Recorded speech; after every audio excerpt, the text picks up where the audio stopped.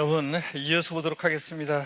요약집 75페이지 보시면 재산세 납세 절차인데 이것도 이제 시험에 거의 매년 나오죠. 그래서 여러분들이 작년에는 납세 절차 이 부분에서 두 문제가 이제 출제가 됐습니다. 35회 때는 두 문제가 나왔는데 35회 때는 어떻든 간에 뭐 종합 문제든 독립한 문제든 납세 절차는 거의 매년 나온다고 생각하시면 되겠습니다, 여러분. 자, 그러면 한번 본격적으로 봅니다. 별표시 3개 하시고 한번 봅니다. 별표시 3개 하시고 납세지인데요.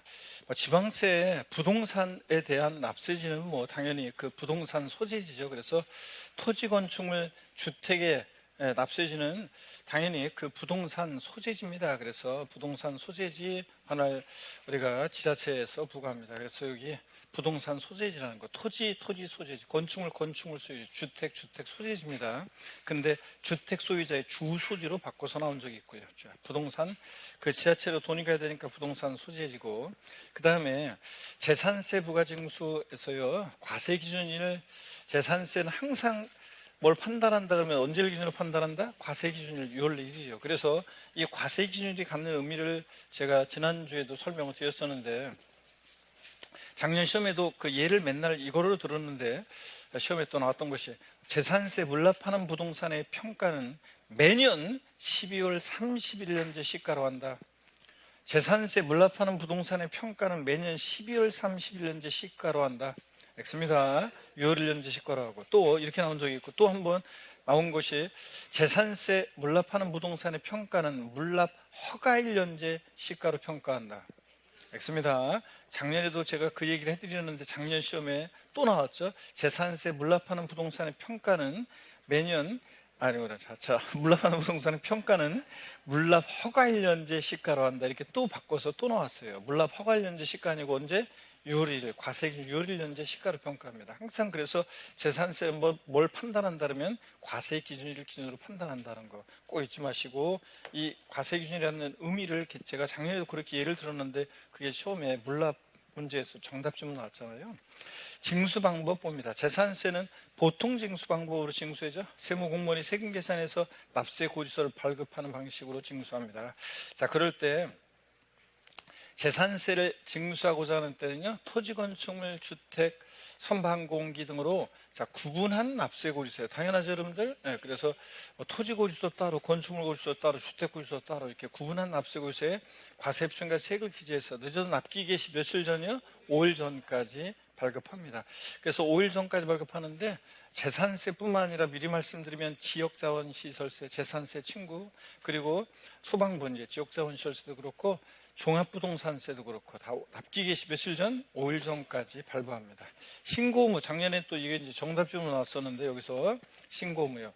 신고 사유가 발생한 때는, 신고 사유라는 게 어떤 거냐면 여기 보시면 신고 사유라는 게요, 이 신고 사유를 달달 외울 건 아니고 한번 보세요. 신고 사유를 달달 외울 건 아니지만 권리 변동이 있거나 재산 상태 변동이 있는데 과세 기준일까지 등기가 안 됐을 때는 공부상 소유자가요, 이거 신고해 주게 되어 있습니다.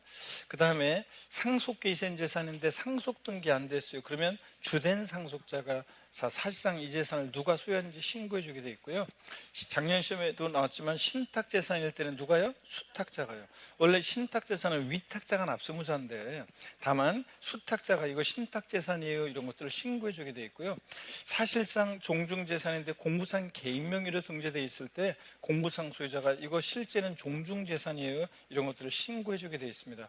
또 1세대가 2 이상의 주택을 소유하고 있음에도 불구하고 1세대 1주택에 대한 세율을 적용받으려는 경우에는 그 세대원이 이게 1세주택이라는 걸 신고해 주게 되어 있습니다. 무슨 얘기냐면 제가요 팔았어요 집을. 근데 매수인이 등기 이전을 안 해감으로 인해서 내가 지금 과세 기준을 6월 1일 날 현재 공부상으로 2주택이에요. 그럴 때 나 저 사람한테 집 팔았어요 이렇게 계약서 첨부해서 신고해 주게 되어 있습니다. 그러면 1세대 1주택자에 대한 세율을 적용받을 수 있고요.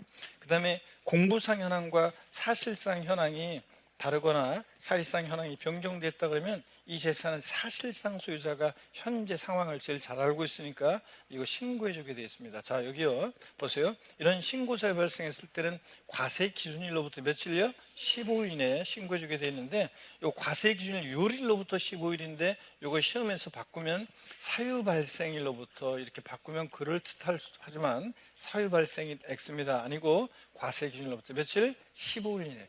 예전에 이게 10일 이내였다가 몇 년 전에 이게 바뀌었습니다. 15일 이내로.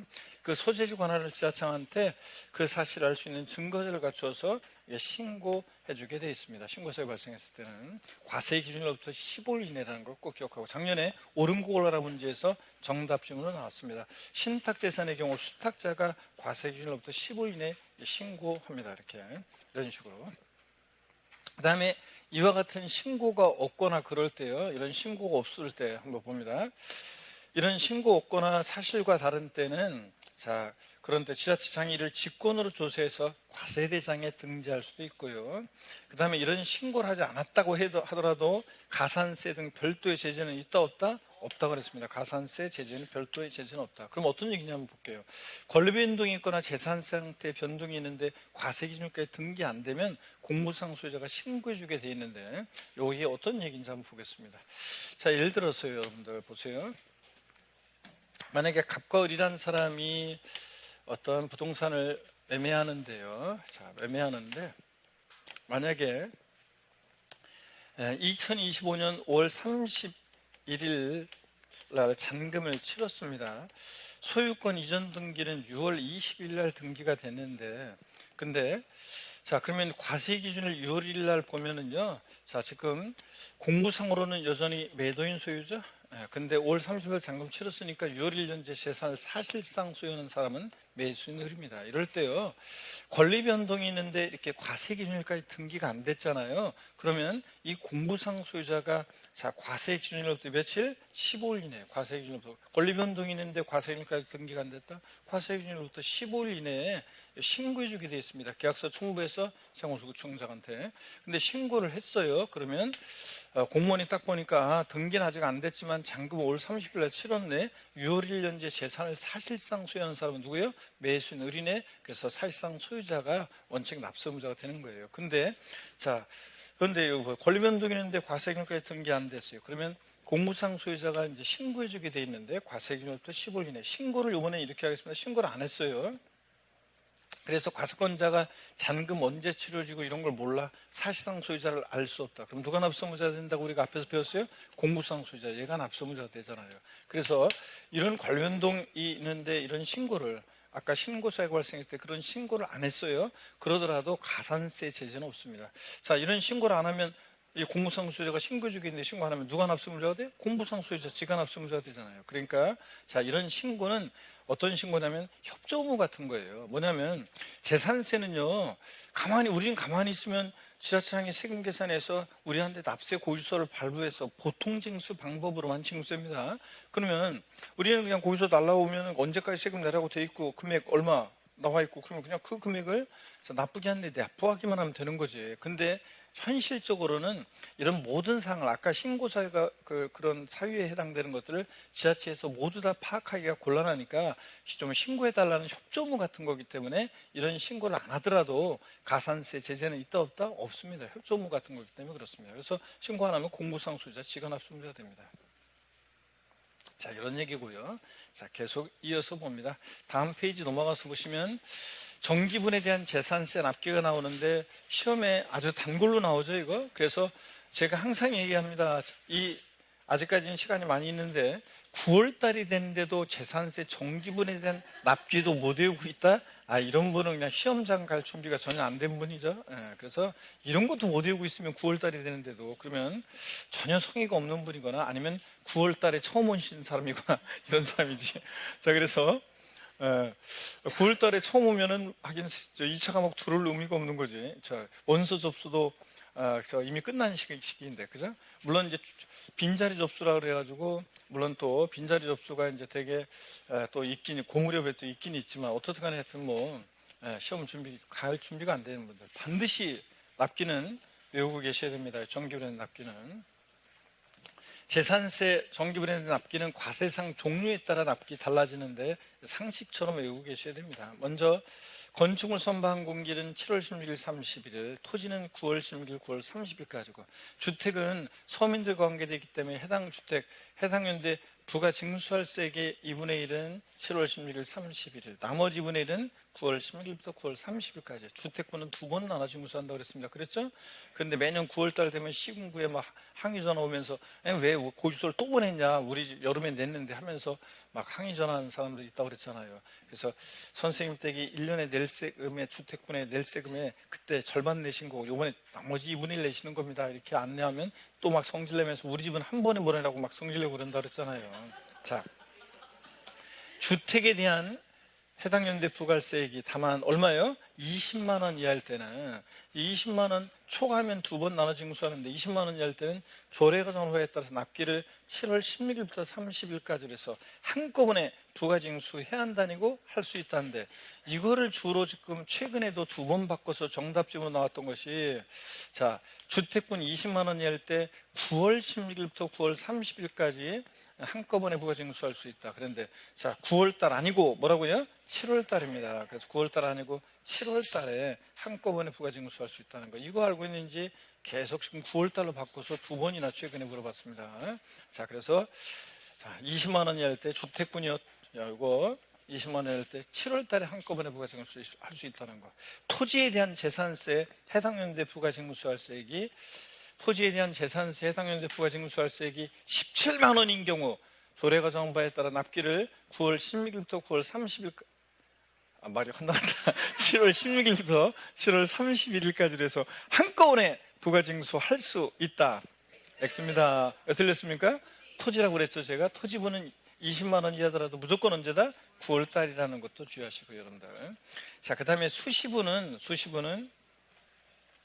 지자체 장은 과세상의 누락 위법 착오 등으로 인해서 임의 부관세액을 변경하거나 수시가 부과할 사유가 발생하면 수시로 부가징수할 수 있다. 제가 이거 바꾸면 옳은 집으로 나오거나 바꾸면 없다로 바꾼다고 했는데 작년에 없다로, 수시 부가징수할 수 없다고 바꿨으면 아니고 할 수 있다. 자, 그래서 요거 바꾼다고 했는데 없다로 바꿔서 나왔습니다. 문제를 바꿔서 낸다 뭐 이러면 뭐 거의 뭐 사람 심리가 똑같습니다. 어떤 걸 바꿀지는 똑같습니다, 여러분들. 소액 징수 면제, 우리 앞에서 조세 총론부터 했습니다. 소액은 징수를 면제해요. 얼마 안 되는 거 받으려고 고지서 보내면 비용이 더 드니까, 징수비용이 더 드니까 안 받고 말겠다는 건데, 재산세, 지역자본시설세, 지방소득세 세 개 세목은 고지서 장당 세액 얼마예요? 2,000원 미만은 징수하지 않습니다. 그러니까 2,000원 미만일 때 징수하지 않으니까 딱 2,000원이면 징수한다는 거. 2,000원이면 징수합니다. 2,000원은 징수한다는 거. 2,000원인 경우에 징수하지 아니한다. X입니다. 2,000원 징수한다는 거 꼭 주의하고. 그 다음에 신탁재산의 수탁자 물적 납세 의무요. 이거 자 보시면 작년에 이게 이제 똑같은 얘기가 종합부동산세도 나오는데, 작년엔 종합부동산세에서 이걸 바꿔서 나왔었는데요. 자, 어떤 거냐?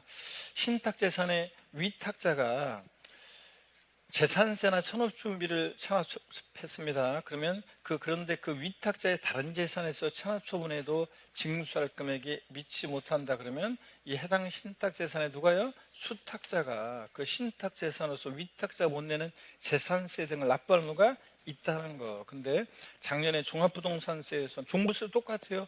재산세나 종부세나 신탁재산은 위탁자가 납세의무자고, 위탁자가 세금 못 낼 때 재산세나 종부세나 수탁자가 그 신탁한 재산으로서 위탁자가 못 내는 재산세나 종부세 등을 납부할 의무가 있습니다. 근데 작년에 종부세에서는 이걸 완전히 뒤바꿔가지고 신탁재산의 수탁자가 종합부동산세를 체납한 경우에 그 수탁자의 다른 재산의 체납처분에도 징수할 금액이 미치지 못할 때 해당 신탁재산의 위탁자가 신탁재산으로서 수탁자의 재산세 등을 납부하는 것같다. 이렇게 완전히 뒤바꿔서 나왔습니다. 하여튼 수탁자가 납부하는 것가 있습니다.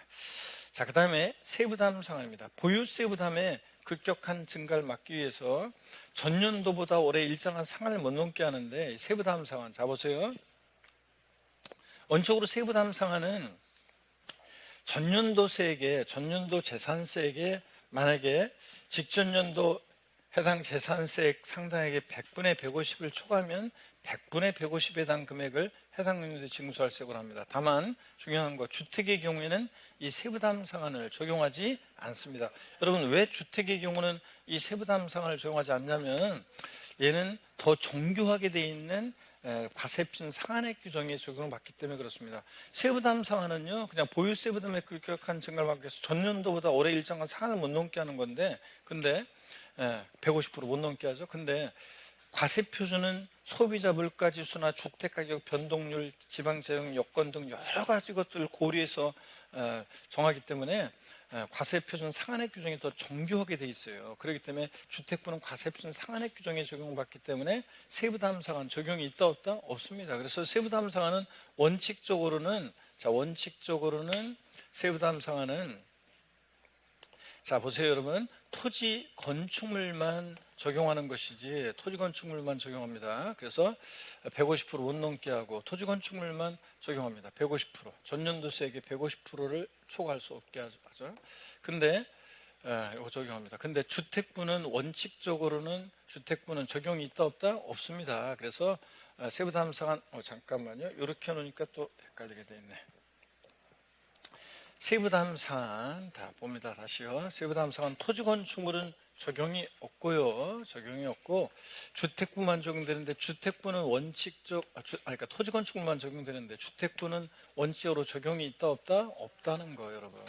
없고 예외적으로만 적용이 됩니다. 예외적으로 적용이 되는 경우가 있다. 자, 예외적으로 원칙은 적용이 없고 예외적으로 어떤 경우에 적용되느냐? 이 세부담 상한 개정 규정 시행 전에 주택분 재산세가 부과됐던 주택들이요. 그래서 여러분 우리 다음 페이지에 나오는데 여기 한번 보세요. 부칙 규정이요. 이게 지방세법 부칙 규정에 뭐가 있냐면 세부담 상한 개정 규정 시행 전에요. 보세요. 세부담 상한 개정 규정 시행 전에 이게 이제 2024년 1월 1일부터 시행된 건데 이 개정 규정 시행 전에 주택분 재산세가 부과된 종전의 주택들은 세부담 상한 개정 규정에도 불구하고 2028년까지는 종전 규정을 적용합니다. 그래서 알아두시고 세부담 상한은 보유세 부담의 급격한 증가를 막기 위한 거기 때문에 재산세, 지역자원시설세, 종부세, 보유세 이렇게 세부담 상한 규정이 있다는 것도 알아둡니다. 자, 그럼 다시 가가지고요. 주택의 경우에는 원칙적으로 세부담 상한 적용이 없다. 과세표준 규정에 적용을 받기 때문에. 근데 그래서 주택의 경우는 세부담 상한 적용이 없는데 그 이유는 과세표준 주택부는 과세표준 상한액 규정에 적용을 받기 때문에 그렇습니다. 과세표준 상한액 규정에 적용을 받다. 규정을 적용하기 때문에 그렇습니다. 적용하기 때문에.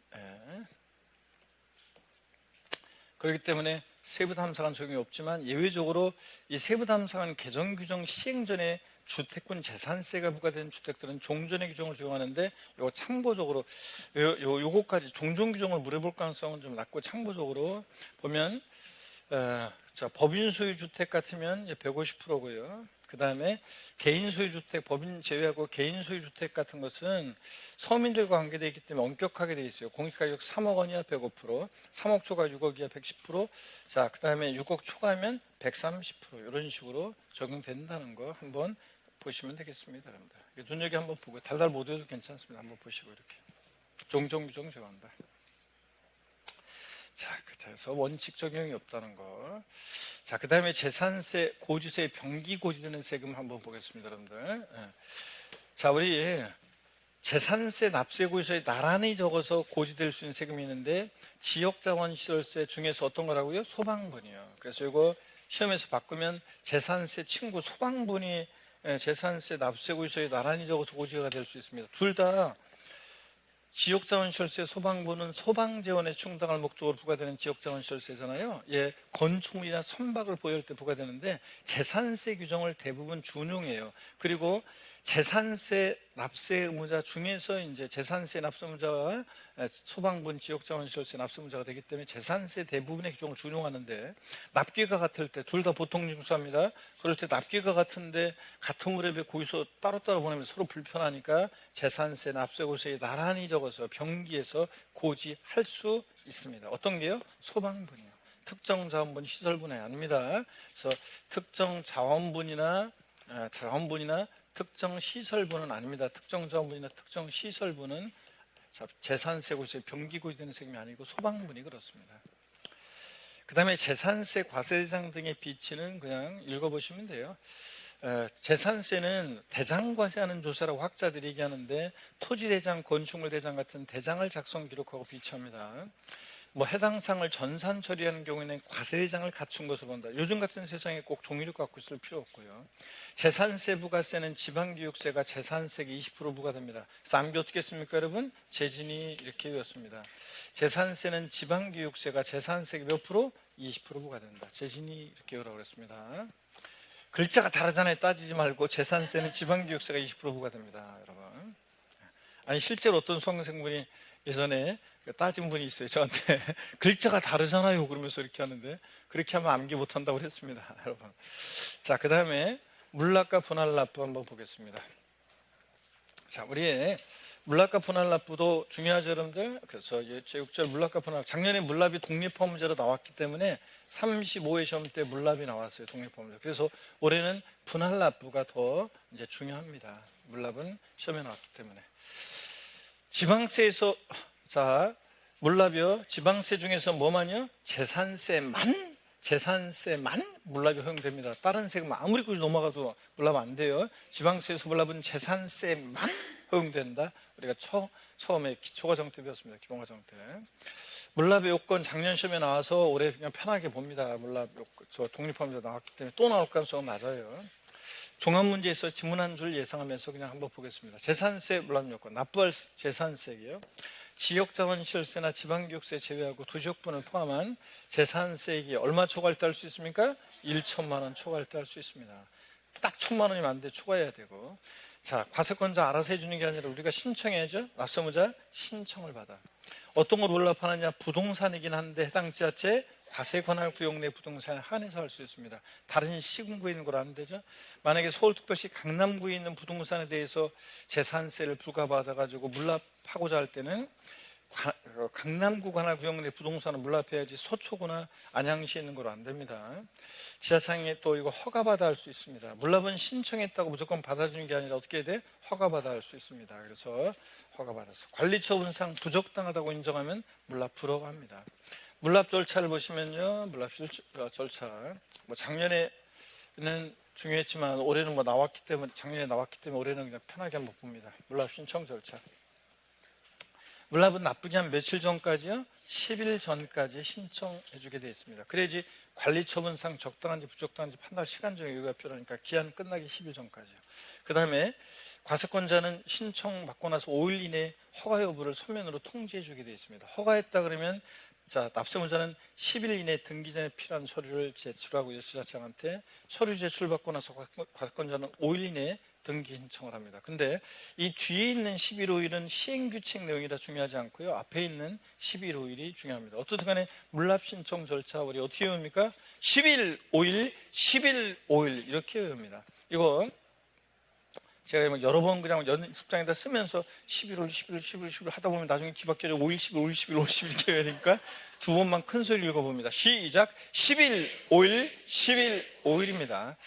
물납은 불허가 했다고 그대로 끝나는 거 아니에요. 물납은 불허가 했다 그러면 그대로 끝나는 게 아니라 불허가 통지받고 나서 10일 이내에 다른 부동산으로 물납에 가능한 과세 관할 구역 내 다른 부동산으로 변경해서 신청할 수 있고 변경해서 허가도 가능합니다.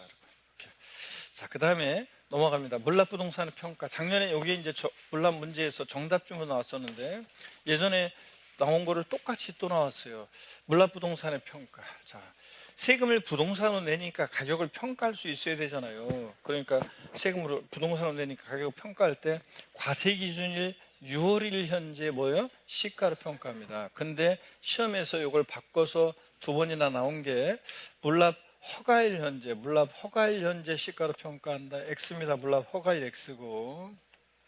또, 뭐, 과세 6월 현재인데 12월 31일 현재 시가로 한다. X입니다, 여러분. 자, 12월 31일 아니고. 자, 그래서, 이거, 물납 허가일 X입니다. 물납 허가일 현재 시가로 평가한다. 두 번 바꿔서 나왔습니다. 과세 기준 6월 현재 시가로 평가하고, 이때 시가라는 게 건축물, 토지 건축물 주택은 시가편액을 의미하고요. 2번, 3번 이런 거 참고적으로 봅니다. 상속증여세법 규정에 따른 부동산 평가 방법이 따로 있어서 국세청장인 고시한 가액이 있으면 그 고시가액을 시가로 볼 수 있고요. 또 재산세 과세기준 전 6개월부터 과세기준 현재까지 확정된 가액으로서 이 기간 동안에 수용 경우에 보상금액 받은 게 있으면 보상가액, 공매 경매가 있었으면 공매 경매가액, 감정받은 게 있으면 감정가액 등으로서 시가로 인정되는 게 있으면 이런 것들로 또 평가할 수도 있습니다. 시가로 볼 수 있고. 근데 참고적으로요, 시행규칙 내용이라서 좀 깊은 내용인데 참고적으로 보세요. 이때 시가로 보는 가액이 2개 이상이면 이거 시가로 보는 가액이 2개 이상이다 그러면 재산세 과세 기준으로부터 가장 가까운 날에 대한 가액이 한다. 자, 이런 것들. 그래서 만약에 여기 잠깐 보실래요? 만약에 예를 들어서 자, 재산세 물납하는 부동산의 평가는 과세 기준일 6월 1일 현재 시가로 평가하는데 과세 6월 1일 전 6개월의 기간 동안에 만약에 감정받은 감정가액이 있습니다. 자, 그래서 예를 들어서 만약에 6개월 내 기간 동안에 감정받은 감정가액이 있고, 자, 만약에 이 기간 동안에 공매 경매가 있었고, 자, 또는 뭐 그런 게 수용당해서 보상금액 받은 게 있고, 뭐 그러면 이런 것들을 우리가 시가로 볼 수 있는데, 이 기간 동안에 시가로 인정되는 가액이 2개 이상이다. 자, 그럼 어떤 걸 하냐? 과세 기준일 6월 1일로부터 가장 가까운 날에 대한 가액으로 평가한다. 뭐 이런 겁니다. 그냥 한번 참고적으로 보시고요. 됐습니다. 자, 그 다음에 관리 처분이 부적당한 부동산의 처리요. 이것도 편하게 봅니다. 하여튼 물납은 작년에 나왔기 때문에 시장군수구청장은요, 물납 신청받은 부동산이 관리 처분하기가 부적당하다고 인정하면 물납 들어갈 수 있죠. 어떤 사람이 물납하겠다고 해서 공무원이 등기부등본 껴봤더니 1번 저당권, 2번 저당권, 3번 가면 골치 아프잖아요. 물납 들어갈 수 있고요. 물납 허가받은 부동산을 물납하게 되면 납기내에 납부한 것으로 본다. 당연히 그래야죠, 여러분들. 그래서 당연히 납기내에 납부한 것으로 보고요. 금전 납부 원칙의 예로 써내는 거니까. 자, 분할 납부가 더 중요하다고 그랬습니다. 그래서 분할 납부 한번 보시면 물납은 이렇게 편하게 보시고 지나가고, 분할 납부요. 올해 분할 납부가 중요한데, 자, 보겠습니다. 분할 납부가 더 중요하다고 그랬습니다. 분할 납부 요건 기본적으로 반드시 우리가 상식처럼 알고 계셔야 되는데, 분할 납부 요건이요. 먼저 납부할세가 얼마요? 250 초과할 때 우리 분할 납부할 수 있고, 재산세. 납부 기한 지나서 몇 개월 내요? 3개월 내요. 3개월 내 분할 납부할 수 있고. 자, 분할 납부는 물납은 납부 기한 10일 전까지 신청하지만 분할 납부는 그냥 납부 기한 내에 신청서에 출하면 돼요. 10일 전까지 아니고요.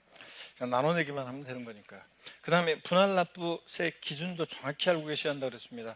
자, 250 초과할 때 할 수 있으니까 처리 기준은 500 이하, 500 초과로 나눠서 500만 원 열 때는 250 초과하는 금액을 분할 납부할 수 있다고 그랬습니다. 그 말은 원래 납기내 최소한 250 내고 나머지 금액 분할 납부예요. 그래서 여기 재산세 납부할세액이 400일 때 최대 분납가능 금액 얼마다? 150만 원. 500이 할 때 250 초과하는 금액 분할 납부니까 납기내 250 내고 나머지니까 얼마?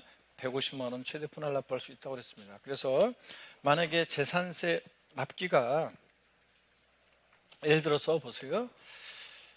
만약에 7월 16일부터 7월 31일까지를 납기로 한다. 7월 16일부터 7월 31일까지를요. 그런데 재산세 만약에 납부할세액이 400만 원이다. 그러면 400만 원이다. 그러면 재산세 분할 납부는 납부 기한 지나서 몇 개월이요? 요거 3개월 내 분할 납부할 수 있습니다. 자, 그러니까 언제까지 분할 납부할 수 있냐?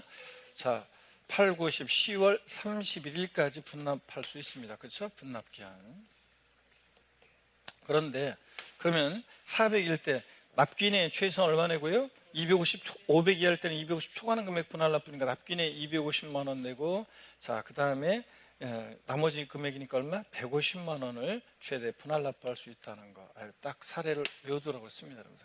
만약에 납기가 만약에 9월 16일부터 9월 30일까지다. 그럼 똑같아요. 9월 16일부터 9월 30일까지면 자, 납부 기한 지나서 똑같습니다. 몇 개월이요? 3개월 내 분할 납부하니까 언제까지요? 12월 31일까지 분할 납부할 수 있고, 납부할시기 400일 때 납기내 얼마? 250 내고 나머지 150만 원 분할 납부 똑같습니다. 근데 오해 만드는 게 이제 주택분 있잖아요. 주택분 해당 연도에 부가징수 1년에 해당 연도에 부가징수세액이 주택분 400만 원이다 그러면 분할 납부할 수가 없어요. 왜냐하면 재산세 분할 납부는 납부할 세액이 250 초과해야 되는데, 자, 주택분은 두 번 나눠내잖아요. 그러니까 7월 달에 200만 원, 9월 달에 200만 원. 자, 납부할 세액이 7월 달에 납부할 세액이 250 초과해야 되는데 250 초과하지 않았으니까 분할 납부할 수 없어요. 그러니까 주택부는 적어도 해당 연도에 부가징수할세액이 1년에 납부할세액이 얼마? 500만 원 넘어야지. 그래서 7월 달에 납부할세액이 250 초과해야 되고 9월 달에 납부할세액이 250 초과해야 돼요. 만약에 납부할세액이 예를 들어서 재산세 납부할세액이 만약에 600만 원이다 그러면 7월 달에 납부할세액이 얼마예요? 300만 원. 9월 달에 납부할세액이 300만 원.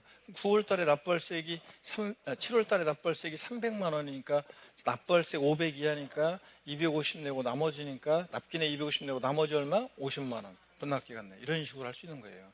자, 근데 제가 이런 얘기를 기본 과정 때는 그 주택분에 대한 얘기는 왜 안 하냐면 여러분들 헷갈려하고 막 그래가지고 그런데 신경 쓸 거 없어요. 시험에서는 계속 이렇게만 나왔어요. 주택분이든 뭐든 다 납부할세액으로만 나와요. 재산세, 납부할세액, 주택분 납부할세액이 400만 원이다. 그런 식으로 나와요. 재산세, 주택분 납부할세액이 400이면 최대 분납가능 금액 얼마? 150. 똑같이 그렇게만 알아두시면 돼요, 여러분들. 원래는 해당 연도에 부가징수할세액이 400이면 7월 달에 납부할세액은 200, 9월 달에 납부할세액이 200이어가지고 분할 납부할 수 없지만 시험에서는 그렇게 나온 적이 한 번도 없고 그냥 주택분이든 뭐든 납부할세액으로 나와요. 납부할세액 500 그러면 이렇게 똑같이 납부할세액이 그러니까 납부할세액이 400 그러면 이렇게 납기내 250 내고 나머지 최대 분할 납부 150 똑같이 기억합니다. 그냥 그런 것만 있다는 것만 알려드렸고요. 그 다음에 500만 원 초과했을 때는 50% 이하 금액이니까 자 재산세 납부할세액이 700이다. 500 초과했을 때 최대 분납가능 금액 얼마? 350만 원 절반. 사례를 딱 외우더라고 그랬습니다. 사례를 딱 외워두시고 좋습니다, 여러분들. 자, 그 다음에 물납과 분할 납부 차이점을 봅니다. 먼저 물납과 분할 납부 차이점이요. 물납 재산세 물납이요. 납부할세 얼마? 1천만 원 초과할 때 할 수 있습니다. 분할 납부는 250 초과. 물납은 납부기한 10일 전까지 신청해야 되는데 분할 납부는 납부기한 내에만 신청 제출하면 돼요. 물납은 납부기한 10일 전까지 신청을 해야죠. 그래야지 미리 관리처분상 적당한지 부적당한지 시간적 판단할 여유가 필요하니까. 납기가 7월 16일부터 7월 31일까지다 그러면 자 물납은 납부기한 기한 끝나기 10일 전까지 기한 끝나기 납부기한 10일 전까지 신청을 해줘야죠. 그래야지 관리처분상 적당한지 부적당한지 판단할 시간 여유가 필요하니까. 그래서 물납은 납부기한 끝나기 10일 전까지 신청합니다. 근데 분할 납부는 그냥 나눠내기만 하면 되는 거니까 납부기한 내에만 분납은 신청하면 됩니다. 분할 납부는 납부기한 내에만. 자, 이러는 거예요. 차이점. 아시겠습니까, 여러분? 자, 이렇게 해서 여러분들 비교해서 알아두시고요. 자, 그러면 됐습니다. 자, 그 다음에 이 물납은 신청하고 허가까지 봐야 되는데 관리처분상 적당히 부적당히 시간 여유가 필요하니까. 근데 분할 납부는 신청을 요하지 않습니다. 허가를 요하지 않습니다. 그냥 나눠내기만 하면 되는 거니까. 물납은 관리처분상 적당한지 부적당한지에 따라서 불가할 수도 있고 그러니까 허가받아서 합니다. 자, 그래서 차이점 요거 비교하시고 좋습니다. 보충 내용 재산세 납부유예는 요게 납부유예는 시험에 요게 지금 작년에 신설돼 가지고 한 번도 나온 적은 없어요. 근데 재산세 납부유예는 종합부동산세 납부유예하고 거의 똑같아요. 거의 똑같은데 종부세 납부유예는 정답집은 아니었지만 지문에 2개가 깔려 나온 적이 있어요. 근데 재산세는 작년에 신설돼 가지고 종부세를 따라서 작년에 신설되는데 한 번도 아직 안 나왔죠. 작년에 신설됐으니까. 근데 어떤 건지 한번 우리가 알고 갑니다, 여러분들. 자, 요거 고개를 드시고 목 운동부터 한번 합니다. 하나, 둘, 셋. 네, 반대로 하나, 둘, 셋. 네. 허리도 여러분요 좌로 우로 돌립니다. 자, 기저귀도 화끈하게 제끼시고 어깨 돌리시고 좋습니다, 여러분들. 힘내시면서 날씨가 점점 더워지면서 이제 시련의 계절이 다가오고 그렇습니다. 지금부터 이미 또 공부 겨울부터 하시고 막 이렇게 하신 분들은 지금 정도 되면 지쳐가지고 그죠, 여러분들? 힘 빠지고 지치고 좀 아무래도 슬럼프에도 오고 그럴 때입니다, 여러분들. 요즘 잘 견뎌내셔야 되고 요 고비들을 넘기셔야 됩니다. 자, 재산세 납부유예를 보시면요, 먼저 보세요. 얘는 재산세 납부하는 것에 부담을 좀 줄여주기 위해서 납부를 좀 이렇게 세금 납부를 좀 유예시켜 주는 경우가 있는데, 자, 먼저 납부 기한 만료 며칠 전까지요? 3일 전까지 신청해야 돼요. 3일 전까지 신청해야 되고, 종부세도 똑같아요. 그 납세문자는 그 유할 주택 재산세 상단은 담보를 제공해야 돼요. 담보를 제공해야 되고, 자, 납부 유예하려면 믿을 구석이 있어야지 담보를 제공해야 되고, 그 다음에 제일 중요한 건데요. 이 재산세 납부 유예는요, 과세 기준 현재 1세대 1주택자만 혜택을 줍니다. 1세대 1주택자만 주는 혜택이에요. 다주택자한테는 납부 유예 혜택 안 줘요. 그 다음에 나이는 몇 세 되냐면, 나이는 과세 기준 현재 만 60세 이상이거나, 나이가 또는요, 엔드가 아니라 또는 해당 주택을 5년 이상 보유하고 있었어야 됩니다. 자, 그럴 때만. 그리고 소득 기준이 있는데, 뭐 소득 기준까지는 모르셔도 되고요. 재산세 납부할 세액이 얼마요? 이거 100만 원 초과할 때 할 수 있습니다. 그래도 뭐 납부 유예 얼마 안 되는 것 같고, 아예 더 못 내겠어요 지금 뭐 이렇게 하면, 그래서 100만 원 초과할 때. 또 지방세나 국세 체납이 없었어야 됩니다. 체납이 없는 사람이 해야 됩니다. 자, 그 다음에 지자체 상한 신청을 받은 경우에 납부 기한 만료일까지 법령의 정보에 따라 납세문자에게 납부의 허가 여부를 통지하게 되어 있습니다. 기한 만료일까지 이렇게 납부의 허가 여부를 통지해야 합니다. 지자체장은. 그 다음에 지자체장은 이 일에 따라 재산세 납부가 유예된 납세문자가 다음에 해당하면 허가를 취소하는 경우가 있습니다. 자, 보세요. 어떤 경우에 납부 유예 허가를 취소하느냐? 자, 그래서 다음에 해당하는 경우에 납부 유예 허가를 취소하게 되어 있는데, 어떤 경우에 취소하느냐? 해당 주택을요, 타인에게 양도하거나 증여합니다. 타인한테 그걸 팔아버리거나 증여했거나 그러면 이 사람한테만 주는 혜택인데, 이 사람 이런 요건을 갖춘 이 사람한테만 주는 혜택인데 이걸 타인에게 양도하거나 증여하면 납부유예 허가 취소합니다. 또 사망해서 상속이 개시된 경우에도 역시 납부유예 허가를 취소하고요. 이 사람한테만 주는 건데, 그 다음에 또 보세요. 만약에 1세대 1주택 충족하지 않게 된 경우, 다주택자가 됐다 그러면 납부유예 허가를 취소합니다. 또 담보의 어떤 변경이라든가 이런 것이 있거나, 담보의 변경이 있거나 뭐 등등 그럴 때요, 변경 등이 있거나 또 명령에 따르지 않거나 그럴 때, 또 그 다음에 뭐 납부유예와 관계되는 세액의 전액을 징수할 수 없다고 인정되는 경우라든가 이런 경우에 또 자, 납부유예된 세액을 이 사람이 납부하려고 한다거나 뭐 이런 경우에 납부 허가를 유예 허가를 취소할 수 있습니다. 자, 그 다음에 납부의 허가를 취소했다. 자, 그러면 즉시 통지해 줘야 되고요. 즉시 통지해 줘야 되고. 이렇게 해서 특히 여러분들 요거, 자, 납부기한 만료 3일 전까지 신청해야 되고, 담보 제공해야 되고, 제일 중요한 것들 1세대 주택자만 주는 혜택이라는 거. 나이는 만 60세 이상이거나 또는 5년 이상 주택을 보유했거나 뭐 이런 사람들한테 주는 혜택. 자, 근데 납부에 허가했다가 이런 경우는 취소합니다. 타인에게 양도하거나, 자, 증여하거나, 사망해서 상속 개시되거나, 1세주택 요건을 충족하지 않거나, 다주택자가 됐거나, 그러면 납부 허가를 취소한다. 이런 정도. 그래서 여러분들 틈날 때마다 몇 번 읽어두면 틀림없이 여러분들 혹시 지문에 나왔을 때 해결해낼 수 있습니다. 그래서 작년에 신설된 거 아직 시험에 안 나온 거 꼭 알아둡니다. 이렇게 포인트들을 넘어갑니다. 자, 그러면 제가 그래서 이거 법령 내용을 이렇게 요약 정리한 건데 이 정도 마시면 충분합니다. 80페이지 제7절 재산세 비과세입니다. 재산세 비과세는 2, 3년에 한 번씩 나오는데요. 2, 3년에 한 번씩 나오는데 2, 3년에 한 번씩 가끔씩 독립화문제로. 오늘 이렇게 말이 헛나가지. 자, 가끔씩 독립화문제로 나오는데, 제가 일부러 그럴 때가 있지만 일부러 그런 거 아닌데, 자, 재산세 비과세는 독립화문제로 가끔 나오는데 종합문제 속에서는 단골로 잘 나와요. 그래서 항상 여러분들이 비과세는 정리해 주셔야 됩니다. 국가 등에 대한 비과세요.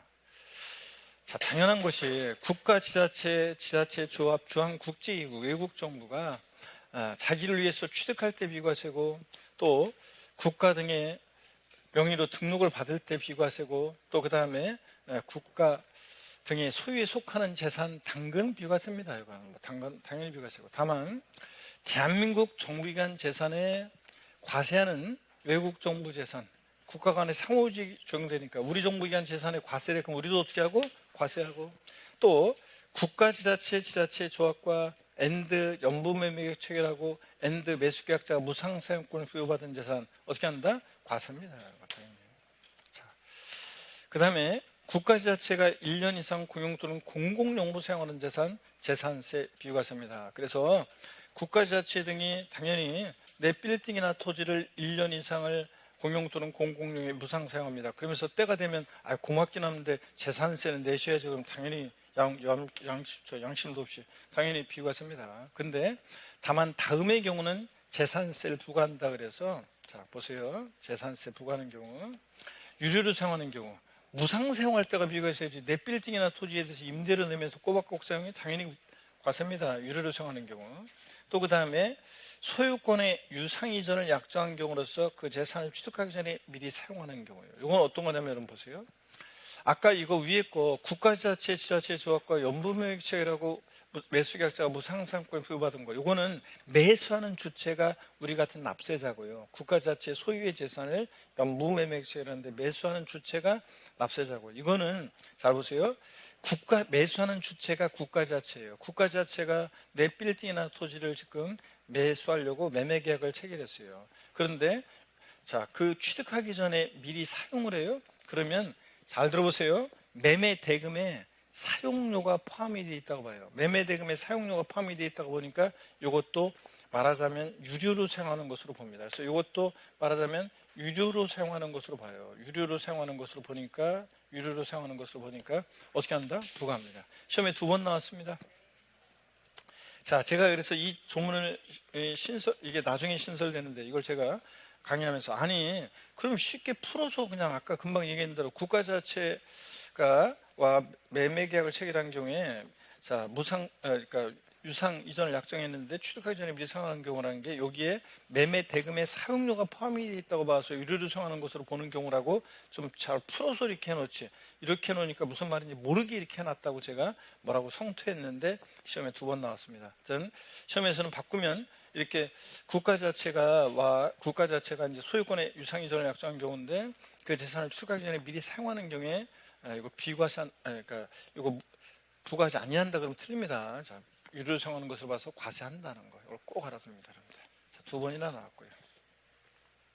용도군에 의한 비과세 보겠습니다.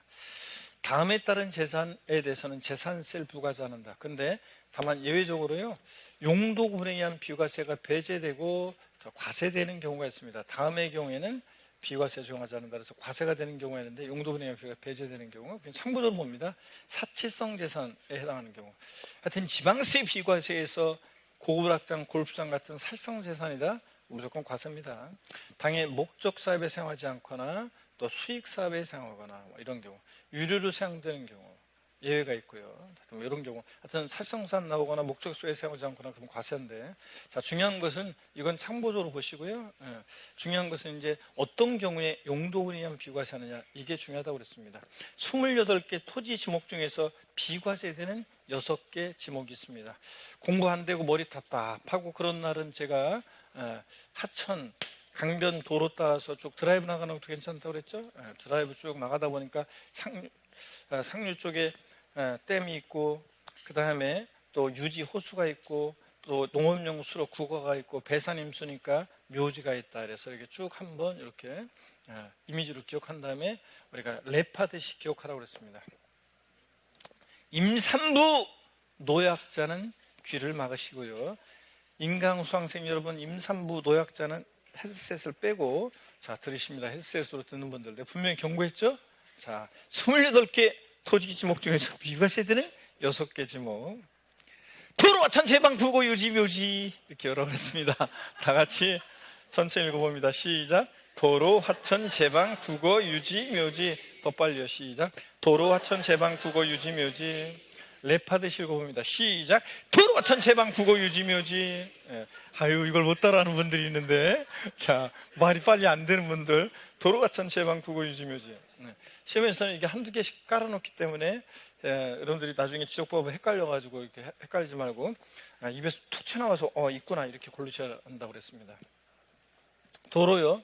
도로법에 따른 도로 비과세입니다. 도로법에 따른 도로 비과세고, 다만 도로의 부속물 중 도로 관리시설, 휴게시설, 주유소, 충전소, 교통관광 안내소, 도로의 연접하에 설치한 연구시설, 이런 것들은 도로가 아닙니다. 제외하고, 그 밖에 일반인의 자유로운 통행을 위해서 제공할 몫을 개설한 사설도로 같은 것도 포함하고, 자, 근데 다만 건축선 안에 인접하게 건축감으로 인한 대지안의 공지는 어떻게 하고? 제외되고요. 자, 제외되고. 그래서 대지안의 공지라는 게 뭐 이런 거라고 그랬잖아요. 건축선 안에 인접하게 건축감으로 인한 대지안의 공지. 집과 집 사이에 빈 땅, 여기 사람들이 지나다니죠? 이런 길을 고 김현식이 노래 불렀다고 그랬습니다. 골목길 걸어갈 때에, 이런 골목길, 도로 아니라고 그랬습니다. 대지안의 공지는 제외하고, 이런 것들. 그 다음에 하천 비과세고, 제방 비과세인데, 다만 단 특정인이 전용하는 제방은 제외한다는데, 이거는 자 퍼블릭한 그 공공의 그런 것 때문에 비과세 주는 건데, 얘는 특정인이 전용하는 제방은 이거는 자 퍼블릭한 게 아니잖아요. 그러니까 비과세에서 제외하는 거니까 어떻게 한다? 과세한다는 얘기고. 농업용 수로 이런 것들 비과세고, 유지, 호수, 연못 이런 것들 비과세고, 지목이 묘진 토지 비과세라고 했습니다. 지적공상 지목이 묘진 토지요. 우리 이미 앞에서 정리해 드렸습니다. 취득세에서는 지목이 묘진 토지 과세합니다. 어떤 세율로 과세한다고 그랬어요? 중과 기준세율, 특례세율. 중과 기준세율, 특례세율로 과세합니다. 2%로. 근데 등록면허세하고 재산세는 지목이 묘진 토지에 어떻게 한다? 비과세한다고 그랬습니다. 비과세. 다만 장사 등에 관한 법률에 따른 법인묘지용 토지는 별도 합산과세고, 그냥 지목이 묘진 토지는 비과세입니다. 자, 여러분. 그 다음에 이어서 봅니다. 그래서 비과세된 6개 지목 다시 한번 다 같이요. 어떻게 한다고요? 시작! 도로천 제방 국어 유지 묘지 이렇게 한다고 그랬습니다. 산림보호법에 따른 산림보호구역, 그 밖에 공익상 재산세를 부과하지 아니할 타당한 이유가 있는 것으로서요. 자, 일본의 군사기지 및 군사시설법 규정에 따른 통제복용 내에 있는 토지, 통제복용 토지 비과세입니다. 다만 중요한 거, 자, 전답과 수및 대지는 어떻게 한다? 제외한다는 거. 그래서 전답과 수및 대지는 제외한다는 것은 과세한다는 얘기입니다. 통제복용 내에 있는 농지하고 대지 과세입니다. 시험에 몇 번 나왔죠, 여러분들? 요거. 그 다음에 그래서 다음 페이지에 보니까 통제복용 내에 있는 전답과 수및 대지는 어떻게 한다? 과세입니다, 여러분들. 요거 중요하고. 군사시설 보구역 중에서 제한보구역 내에 있는 임야는 법 나오고 지구 구역 내 임야니까 분리과세. 통제보구역 내에 있는 임야는 비과세하고, 이런 것들. 산림보호법에 따른 산림보호구역, 그 다음에 산림자원의 조성 및 관리하는 법률에 따라 정된 최종림, 시험림, 림자로 끝나는 임야 비과세. 자, 다 같이 시작. 림자로 끝나는 임야 비과세. 여러분요, 림자로 끝나는 임야 비과세고, 자연공법에 따른 공원자연 보존지구 하나의 임야 있죠? 요거는 비과세입니다. 그죠? 요건 비과세인데, 공원자연 환경지구 하나의 임야, 자연공법에 따른 공원자연 환경지구 하나의 임야는 법 나오고 지구 구역 내 임야니까 분리과세하고요, 여러분. 그래서 보존지구 하나의 임야 비과세, 환경지구 하나의 임야 분리과세. 이것도 이미 시험에 자 나왔습니다. 비과세뿐만 아니라 종합부동산세 문제도 나올 수 있습니다. 이런 것들. 그래서 공원자연 보존지구, 국립공원, 도립공원 같은 데 있는 보존지구 하나의 임야는 비과세인데, 자연공법에 공원자연 환경지구 하나의 임야는 분리과세입니다. 법 나오고 지구 구역 내 임야. 백두대간을 뭘로 보고 말이야? 우리나라에서 진짜 중요한 백두대간 말이야. 백두대간 보호지역 안에 임야 보고 비과세고. 자, 임시로 생활에서 건축된 건축물로서 자 재산세 과세기간제 1년 미만의 것 비과세입니다. 이 아니에요? 미만의 것 비과세입니다. 얼마 있으면 없어질 거니까 비과세. 1년 미만의 것 비과세. 이 아닙니다. 자, 어떤 모의고사 보면 1년 이하로 바꿔서 틀리게 하고 그러는데 아니에요. 미만의 것 비과세입니다. 비상제시의 구조용으로 이용한 선박, 무료로 도선용에 이용하는 선박, 선교, 배로 이루어진 다리 구성되는 선박, 본선에 속하는 전마용 선박 비과세. 한번 눈에 켜두시고 이런 거. 행정기관으로부터 철거 명령 받은 건축물이나 주택 이런 것들이요. 어차피 때려 부술 거니까 어떻게 한다? 어차피 때려 부술 거니까 비과세입니다. 자, 그래서 철거명령 받은 건축물이나 주택 비과세인데, 주택은 건축물 부분에 한정합니다. 그래서 여기요, 주택의 부속 토지인 대지는 땅은 어떻게 때려 부숴요? 그러니까 땅은 어떻게 들어보세요? 그러니까 주택 부속토지는 대지는 어떻게 한다? 과세입니다. 근데 시험에서 철거명령 행정위원회로부터 철거명 받은 주택과 그 주택의 부속토지는 대지는 비과세한다는데 아닙니다. 주택 부속토지 대지는 땅은 어떻게 들어보세요? 과세입니다. 건축물만 어차피 때려부술 거니까 비과세지. 이렇게 해서 알아보시고요. 자, 이렇게 해서 우리가 재산세를 쭉 봤고요. 그 다음에 여러분 잠깐요. 우리가 이제 뭘 볼 거냐면 이제 문제를 좀 쭉 풀어볼 건데 여러분 보세요. 그러니까 물납과 분할납부도 다 봤고요. 그 다음에 이제 문제 풀어볼 건데 시간이 많이 됐기 때문에 잠시 쉬었다가야 재산세 문제 이어서 풀어보겠습니다. 잠깐 쉬겠습니다.